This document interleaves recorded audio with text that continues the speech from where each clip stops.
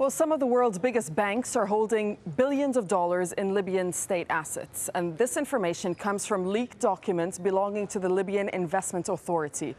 They indicate a total of $53 billion has been invested around the world by the Gaddafi government. And some of the big institutions handling that money include HSBC, as well as Goldman Sachs and Société Générale. And the Libyan government is also a stakeholder in major international corporations, including General Electric, BP, Vivendi, as well as Deutsche Telekom. Farhat Bengdara is the former governor of Libya's central bank, and he's abandoned Gaddafi's government in support of the Libyan opposition. Joining us now live from London, Mr. Bengdara, thank you very much for your time with us here on Al Jazeera. I'd like to get into your own defection and when that actually happened. But first, just tell us, as the man who controlled Gaddafi's finances, can you tell us today approximately how much money Gaddafi still has access to and where he keeps his money? Thank you for giving this chance for me to be in Jazeera. Actually, now the regime is running out of funds, and they have very, very limited access to money where it's placed either under SVB companies was constructed in last years. But access to cash money is running out, and the dollar notes which the central bank used to have is running out, and I don't think the regime will continue financing what the aggression he's doing against his own people because of the lack of the finance. And does the Gaddafi have any access? Does Gaddafi have any access to gold, to any gold bars? Yes, there's gold bars, about 155 tons in the safes of Central Bank of Libya, but these gold bars are in 18 kilos bars, very difficult to move and to use as a medium of finance. And you know, it's blocked from the east and from the west. So it's not easy for him to move this gold.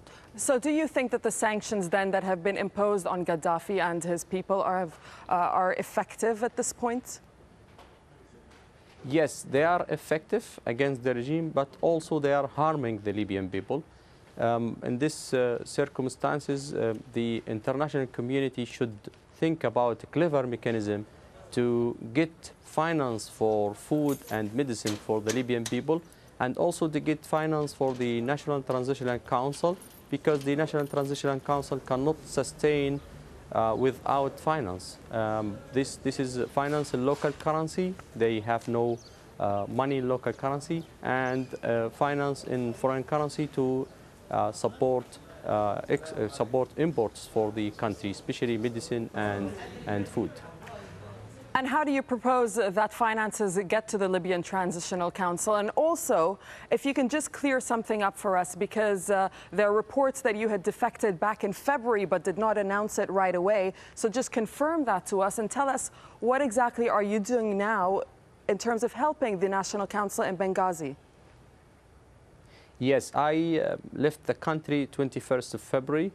I was clearly against using aggression against the Libyan people. Even in Tripoli, I said that loudly in the cabinet meeting of the government.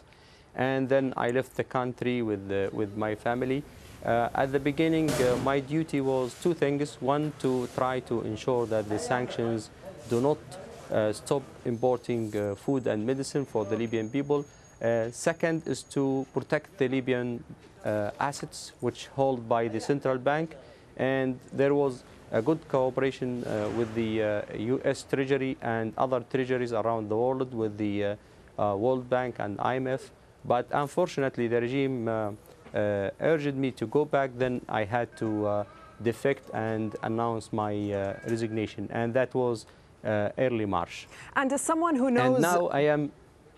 Go ahead. Yes, and now I am helping the Transitional Council in getting finance. I am helping them by advising, by using my contacts to banks and governments around the world.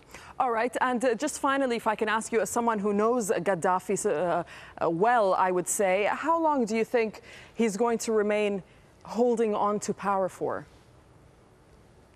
It's very difficult for the regime to hold on the power because of two things. One, the meaning of finance is running out, and the sanction is very effective. Also, now the regime has to come to reality, because now most of the Libyan people, they don't want the regime anymore, and they are against the regime. So using the power against the people will win at the end. All right, Farhat Bengdara, we appreciate your time on Al Jazeera. Thank you. Thank you very much. Thank you.